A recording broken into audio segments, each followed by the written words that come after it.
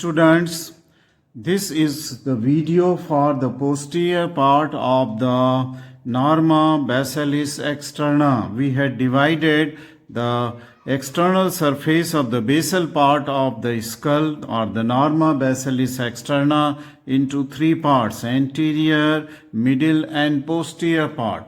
The posterior part of the norma basalis externa, it lies behind the imaginary line, okay, which passes through the anterior margin of the foramina. So this is a rough demarcation between the middle part and that of the posterior part. This part is the posterior part of the external surface of the base of the skull, okay.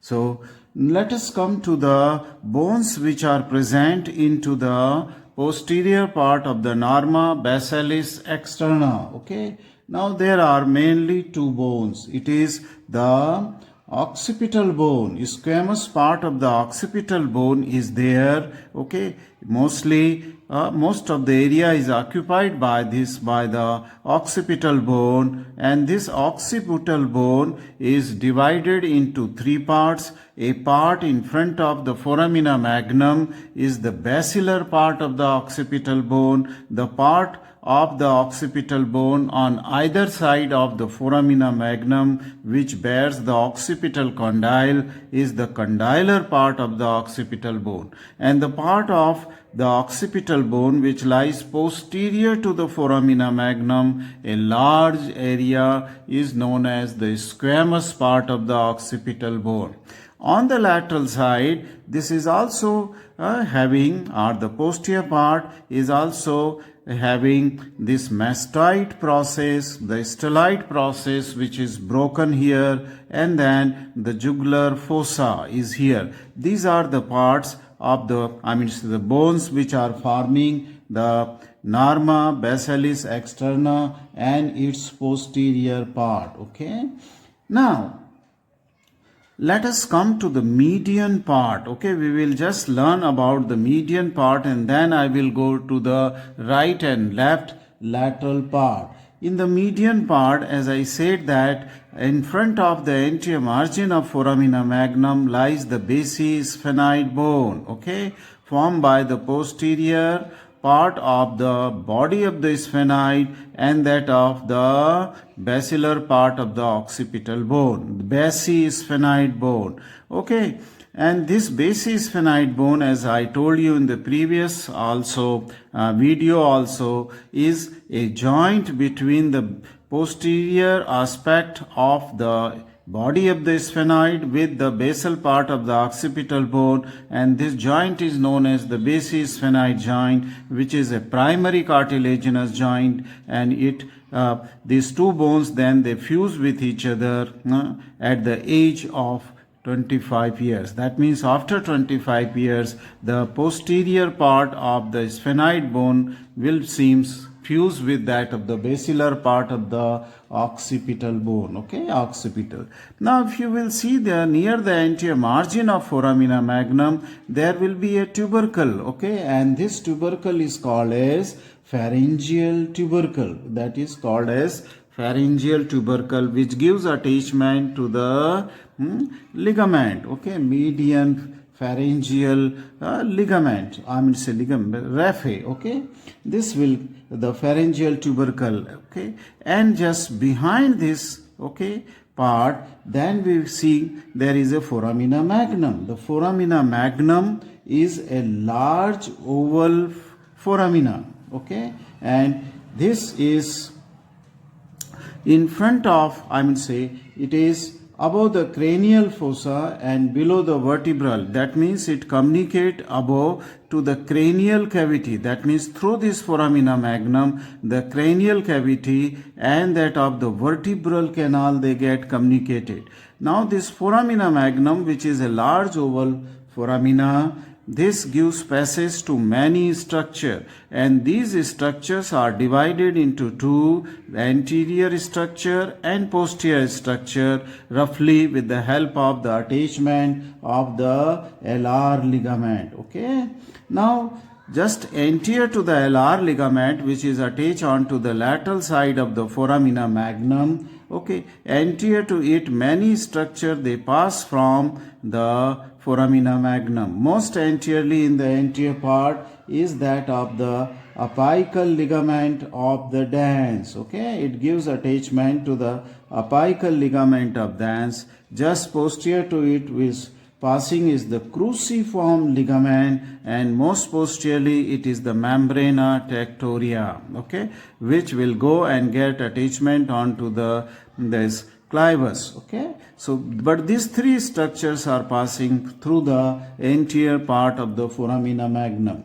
Now to the posterior part of the foramina magnum, which is a large area, there is the passage of the medulla oblongata, which is surrounded by the meninges, that is the dura, arachnoid and pia. And in the subarachnoid space, many structures are seen to be going through the foramina magnum or passing through the foramina magnum. The two vertebral artery in the anteriormost are the anterolateral aspect of the medulla will be the two vertebral artery, right and left vertebral artery. They are going up inside the cranial cavity. Then most anteriorly in the anterior median fissure of the medulla oblongata will be the anterior spinal artery, which is a single artery, but posterolateral to medulla oblongata there will be two posterior spinal arteries. Okay, so there will be three spinal arteries which are going downward from the cranial cavity. Still posterolateral, there may be the part of the tonsil which may project through that of the foramina magnum. What is tonsil? Tonsil is a part of the cerebellar hemisphere, right and left cerebellar hemisphere. So the right and left tonsil may project posterolaterally from the foramina magnum. Now, the anterior margin of the foramina magnum gives attachment to the anterior ligament. That ligament which extends from the margin of foramina magnum up to the first anterior arch of the first cervical vertebrae or atlas. Okay, so it will be the atlanto. It will be the between foramina magnum and that of the first cervical vertebrae. Okay, cervical vertebrae, and this is atlanto-occipital. Okay, atlanto-occipital ligament. Okay, atlanto-occipital membrane you can call it, not ligament because it is quite broad. So the anterior atlanto-occipital membrane is attached to the anterior margin of foramina magnum, going to the anterior upper border of the anterior arch of the atlas, and from the posterior margin, the membrane which will go to the posterior arch of the atlas below is called as the posterior atlanto-occipital membrane. Posterior atlanto-occipital membrane. So this is the foramina magnum and the structure passing through foramina magnum. Let us come to the condylar part on the lateral side.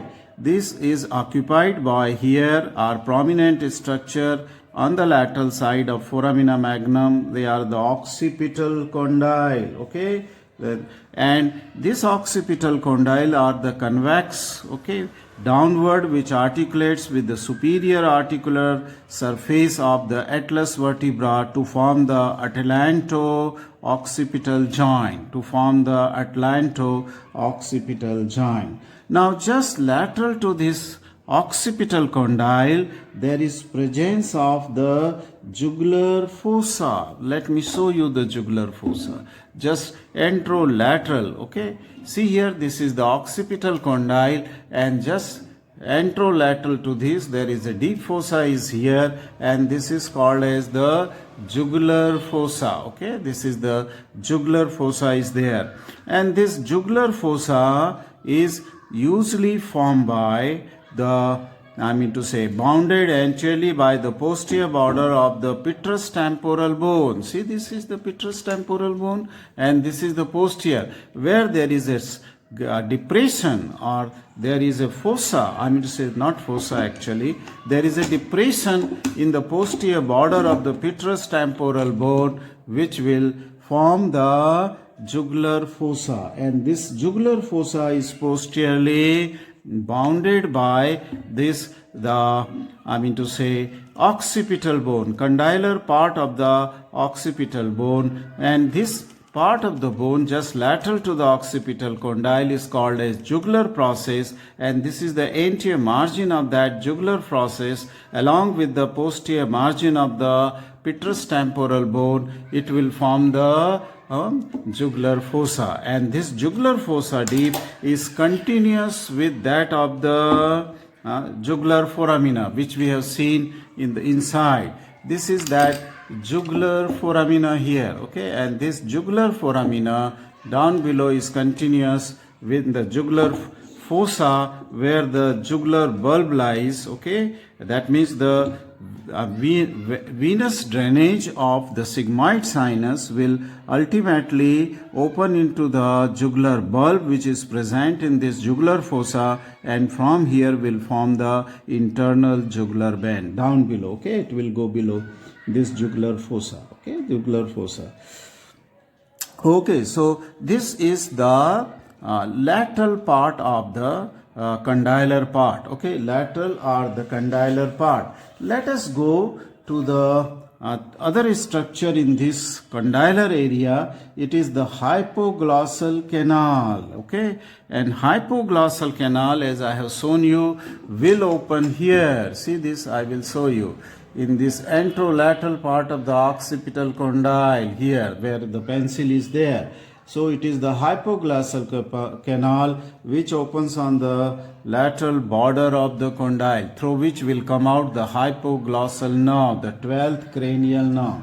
Then posterior to this condyles there will be the fossa. See here posterior there is a depression is here on either side of the condyle, and this is known as the condylar fossa. This depression posterior to the condyle is the condylar fossa, and this will have the opening of the posterior condylar canal. It is the lower opening of the posterior condylar canal, and through this posterior condylar canal there is a communication between the emissary vein which connects the sigmoid sinus, okay, because if you will open this, it's a condylar canal, posterior condylar canal, it will open here. See, this is opening here deep inside the posterior, and here is the sigmoid sinus just in front of. So this condylar canal, okay, emissary vein passing through this condylar canal will open into the sigmoid sinus, and from where this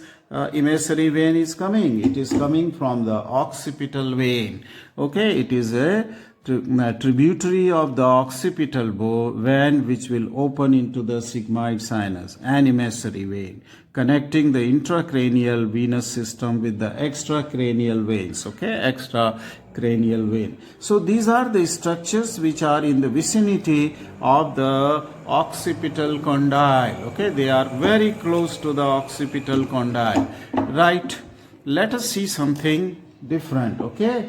Jugular foramina, okay. We will come back to the jugular fossa, and from jugular fossa we come to the jugular foramina, and this jugular foramina is, if we see it through this, okay, I will try to show you. Yes, you can see, partly you can see here. This is that jugular foramina, okay, and this jugular foramina which is deep inside the jugular fossa, it is a irregular foramina, okay. This is an irregular foramina through which will come out, as I said, that's the opening of the sigmoid sinus, okay. It is and I told you already that this is bounded anteriorly by the posterior border of the petrous temporal, this jugular foramina, and posteriorly it is the jugular notch of the occipital bone, that is jugular process of the occipital bone, which will bound it posteriorly, and anteriorly it is bounded by the posterior border of the petrous temporal bone. This is the posterior border of the petrous temporal bone. So this is that irregular jugular foramina. This communicates with the posterior part of the jugular foramina which we have seen from inside, that is, this is the posteriormost part of the jugular foramina, in which the sigmoid sinus opens, and in the fossa we have seen there was the presence of the jugular bulb, and this will give origin to the internal jugular vein. Okay, so this is about the jugular fossa, foramina, most lateral part of the jugular foramina, which lies lateral to the condylar area. Now let us come to after covering this area, okay, let us come to the posterior part. What that means, the part of the norma basalis externa, or the base of the skull, which lies posterior to the foramina magnum. And this is formed by, as I said, a large area is formed by the squamous squamous part of the occipital bone. It is the squamous part of the. Now, this as lies behind the foramina magnum and in the midline from the posterior margin of the foramina magnum. If you will trace it here, as I am tracing with the tip of my pencil, there is a bony ridge which is going right up to the, let me just put it, which is going right up to the external occipital protuberance. Okay, and this is called as the external occipital crest. This is called as external occipital crest. Now, what is attached to this external occipital crest? It is the attachment of the, attached to this external occipital crest is the ligamentum nuchae, which is going and getting attached onto the external occipital protuberance also. Now there are various nuchal lines which we have already seen in the norma occipitalis. There is a highest nuchal line, there is a superior nuchal line, and this is the inferior nuchal line, starting from almost middle of the external occipital crest and going towards the mastoid process. Now this area between the superior and nuchal line and the posterior margin of foramina magnum on either side, that is on right side as well as left side, gives attachment to the many muscles. Okay, and these muscles, if we see between the superior and the this inferior nuchal line, it gives attachment to the semi-spinalis capitis, and this is the superior or the superior obliquus or oblique superioris. Okay, oblique superioris. So it is semi-spinalis capitis medially, and laterally it is the oblique superioris.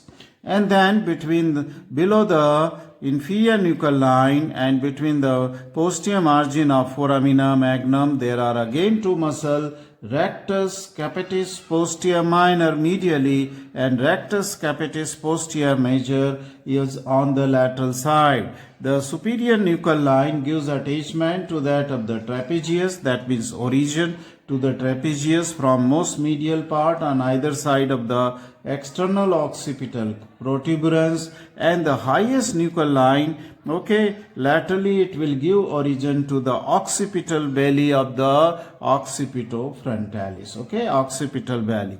Now more laterally you are seeing, okay, most laterally you are seeing the groove present here in the mastoid process as seen from below. This is a strong, deep groove which is for the attachment of the muscle, the posterior belly of the digastric. Okay, and this lateral part, we will see the three important structure in the lateral part. One is the stellate process. I cannot show you the stellate process as it is broken in this case, and this lies anteromedial to that of the mastoid process. The second important structure is the nipple-like projection, is the mastoid process from the mastoid bone. Okay, from the mastoid temporal bone. Okay, this is the mastoid process. And then in between the stellate process origin and the mastoid process, there is the presence of this foramina, and this foramina is called as the stylomastoid foramina. Let me try to show you the broken part of the stellate process.